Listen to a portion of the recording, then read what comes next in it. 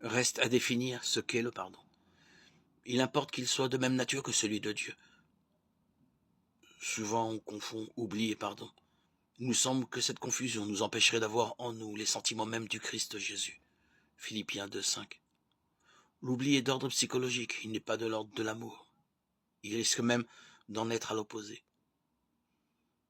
Oublier risque en effet d'être une certaine forme du mépris. Cela pourrait se traduire par une phrase de l'ordre de celle-ci: « Je ne me venge pas, cette personne ne m'intéresse plus ». Ou bien cet oubli vient du fait que l'on a, comme l'on dit, un bon tempérament, une disposition naturelle à ne pas trop s'en faire. Ce n'est alors qu'un désir de tranquillité, une forme subtile de l'égoïsme. Mais Jésus sur la croix n'avait pas oublié ce qu'il était en train de subir. Et comment Dieu pourrait-il oublier? Pour Dieu, le pardon est rédemption, c'est-à-dire la mise en œuvre du mystère de mort et de vie. Le péché qui est dans le cœur de l'homme, il le fait mourir pour que son cœur revive d'une autre manière.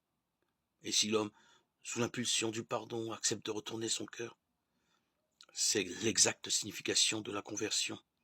Son cœur est neuf.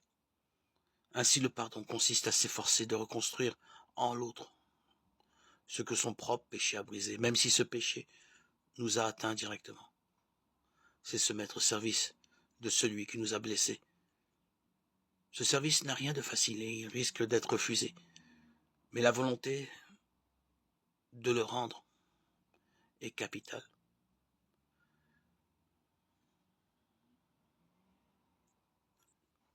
C'est grâce à cette attitude que l'on s'apercevra peut-être que s'il y a une paille dans l'œil de notre frère, il y a une poutre dans le nôtre.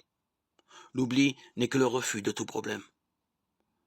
Pour nous comme pour l'autre, il n'est en aucune manière une remise en question. En revanche, se mettre au service de l'autre, c'est inévitablement se poser des questions sur soi-même. C'est souvent découvrir que la faute est partagée.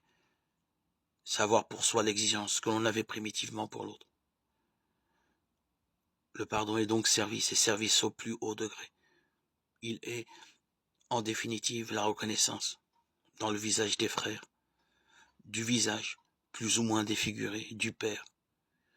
Il est encore une attitude filiale, on peut dire qu'être pauvre, c'est être enfant du Père, le reconnaître et vivre comme tel.